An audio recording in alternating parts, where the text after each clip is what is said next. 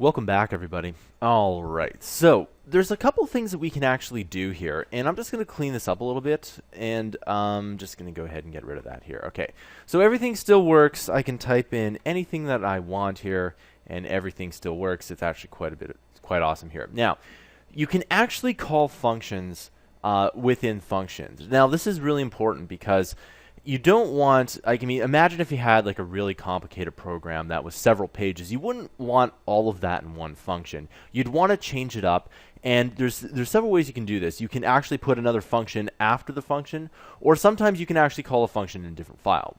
It's up to you. And but one thing we do is let's just go ahead and make another function, and we'll call this function function work. Okay. We add those two brackets, and of course we need the two curly braces like this.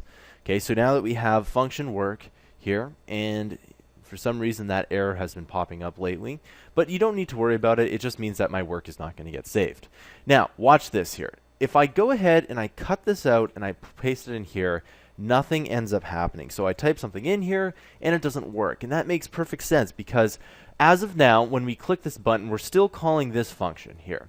Now, one thing we could do is we could change this to work, and if we change it to work, again, we can change it and it all works, okay?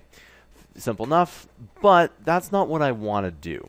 Okay, watch this. So I'm just going to copy this and paste it in here. So we're now calling this function again.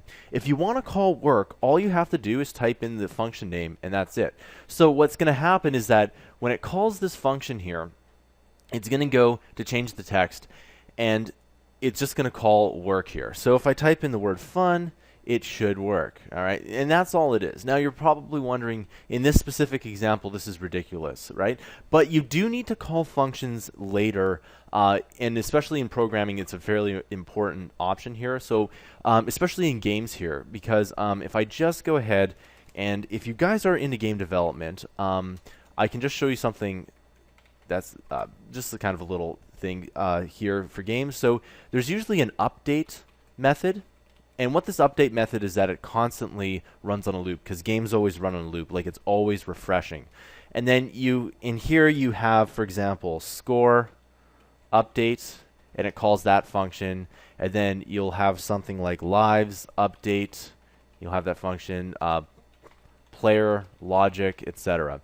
So usually that's something where it would work, specifically in games. That's where you would use this a lot. And a lot of games, they do have this, where they have a whole bunch of different options here. And sometimes you can even do, for example, player logic, and then it can go to others. Now, I could do maybe and talk for an hour on this concept here, but all I wanted to show you is that you can call other functions within functions. All right, I'll see you guys in the next tutorial.